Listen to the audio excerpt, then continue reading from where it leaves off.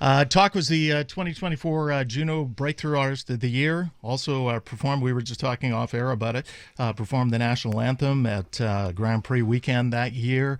Performed last year up at Montreal for the Bluma Fest and performed a number of French songs. And I heard you downstairs. Yeah. You're completely bilingual, eh? I mean, completely is maybe a touch of a stretch, but I would say, listen, my ears are bilingual.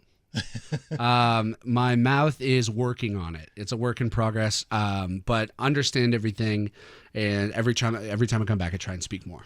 Is one of your parents Francophone? Yes. My parents met in Val d'Or. Okay.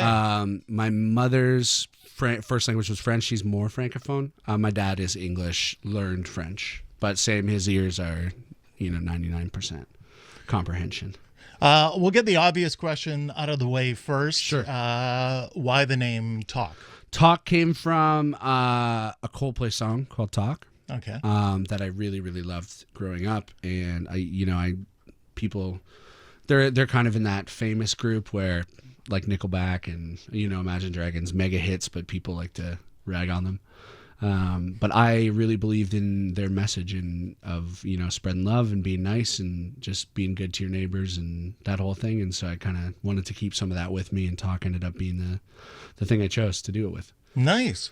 I just had a brilliant idea. You should do should team up with the Toronto artist Broken Love, and he'd be the opener, and then you'd be the closer. So it'd be Broken Love. The answer is Talk. Yeah, I like it. I like it. First new music in 3 years. You signed to a record label out of Nashville. I did. It is the same label, by the way, as Dexter and the Moonrocks, and their song "Sad in Carolina" has been getting a lot of play for a different reason lately here, here in Montreal, because we're playing Carolina, of course. Right.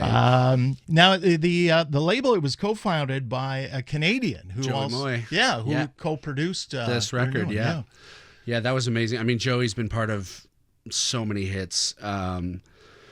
Basically was with Nickelback since the start. Right. What the hell is on Joey's head in Photograph? They're talking about Joey. Yeah. Feeling Way Too Good. He produced that album that was on. Yeah. And he was fantastic to work with. The label, I'm really, really lucky that they're truly an artist first label, which is very rare these days as an independent record label. They're not a major. So it's been really nice to have creative freedom and to have someone believe in the artistry and the music first before the analytics. Yeah. And yeah, Joe, I learned so much from him. We got to work for 2 weeks straight in Nashville at Blackbird Studios, and I learned a hell of a lot of stuff. So speaking of learning, with a 3-year gap, yes, the old 3-year gap. Yeah. The gap year, it's got extended. What do you think you've learned the most in terms of your songwriting craft and as well your performance craft over the course of those 3 years? Plan better. Definitely playing better. I feel like I was in a very bizarre situation from the start. I had some, moderate success and interest from the industry when Mars came out. Right. But it wasn't until a year into that where we actually saw like a jump in virality. By then I was kind of already in an album. And so I was trying to do 3 things at once: tour on one song, finish an album, traveling to LA, traveling back to here. It was a mess. It was a mess logistically. And so you end up kind of forgoing things. You're like, oh, well, I can't get there to do that, so let's just do it. Let's just do this. And you kind of settle for things. And so I think I was pretty not depressed after the last album, but I felt like I left stuff on the table. And I'm somebody who really wants to give it every single ounce of every single thing in my body to make something special. And so for this record, I made a promise to myself that I wasn't going to settle for absolutely anything, and I wasn't going to let any voices dictate what I should and shouldn't be doing. And I'm fortunate that I work with people that understand that and understand me. And I think what I created over the last really 18 months is really special, and I love it. And that's the most important thing. And it kind of fits in with the lyrical content of the new song "Time Machine," which is really it's all about not time management. Your time management, but also not carrying regrets forward. You know, like you can't look back, you can't reset. Yeah, as much as you want forward. to. Yeah, and that's something that I feel like I've learned through this whole process, it's a really good start to a really good comeback song, because that is what I've experienced. You know, if I had a time machine, I would go back and change how I did the last 3 years. You know? Yeah. But I'm hoping that, you know, people will understand and they'll just fall in love with the music all over again, and I'll be able to make my signature comeback. And then it's an album every 2 years. And then I'm planning better after that. I already got the next one going. What do you mean? We're supposed to be 2 albums every year. Yeah, just, yeah, yeah. Like the bands used to do it. Too much slop. I gotta, you know, you gotta refine. Less is more, you know? We are going to hear the new song. We've been playing the studio version, but you were kind enough to perform it downstairs. So we're going to let people hear live rendition of that song as performed in the CHOM Rock Room. I just want to ask you one more question, though, before we go to that, because when you were starting out, like most artists, you know, when you've only got one album to draw from, you've got to flesh out your set list with cover versions. Covers, yeah. Oh, boy. And Yeah.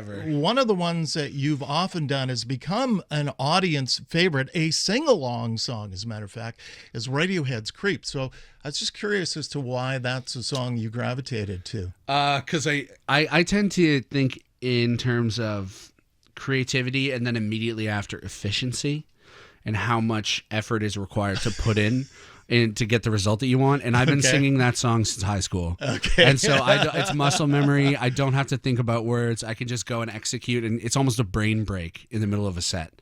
And I feel like I sing it pretty good. I don't know if I ever will add that to a set again. I feel like it's kind of run its course a little bit. You know, I played it 55 times, you know. It's probably time for something new. Well, when you did the Black Sabbath medley, I thought that was super cool. That's been a new favorite. The ode to Ozzy, to non-AI Ozzy. I think Osbourne shout out. Yeah, I think that'll probably continue because the whole band and I are huge Osbourne fans. So. Oh wow, that's cool. Yeah, and I feel like me and him sing in a kind of similar way, and so it really translated. Very cool. Yeah. All right, so let's hear the new one now. The new album, do we have a date for November. Okay. November this year. I'll be back in beautiful Montreal, I believe beginning of December. But we're trying to do a few special things, and so tickets aren't quite ready yet. I think you're in Rimouski this I am in summer, Rimouski on July 31st, It's we really, last year we played every single town in Quebec. I only played in Quebec in the summer. And so there wasn't many towns for me to play this year, except for Rimouski, which I love. Sidney Crosby played his junior hockey there. You know, there's reasons to be there. Before I forget, actually, I got a text from a listener up in Quebec City named Renee saying, I saw it talk twice at the Quebec Summer Festival a few years ago, opening for Shania Twain. He says, this guy is such a great singer and entertainer. Thank you. And That's very his sweet. Singing in French as well. Say hello to him from me and all his fans in Quebec City. Bonjour, Renee. Thank you. I mean, that means a lot. I put a lot of time into trying to, you know, respect the culture for sure in this province, and it's in my opinion the cultural heart of the nation. And my goal outside of music is to try and, you know, show all the Anglophones across the country that there's a lot to be loved and seen here. It just takes an effort. You just gotta. People like to be respected. People like to be talked to in their own language. Just learn a few words. It's not that hard. There you go. And the theme is talk. So there you go. Thank you so much for coming in, and thank you for the performance this morning. Of course. I think I have some bagels for you somewhere. I don't know. I brought you a gift. They're my favorite. St-Viateur is my favorite bagel, so I brought you some. So you're going to start a fight between the Fairmount people and the st-viateur people? Well, it's because, you know, my dream is to have my own flavor. I want to have my own bagel flavor.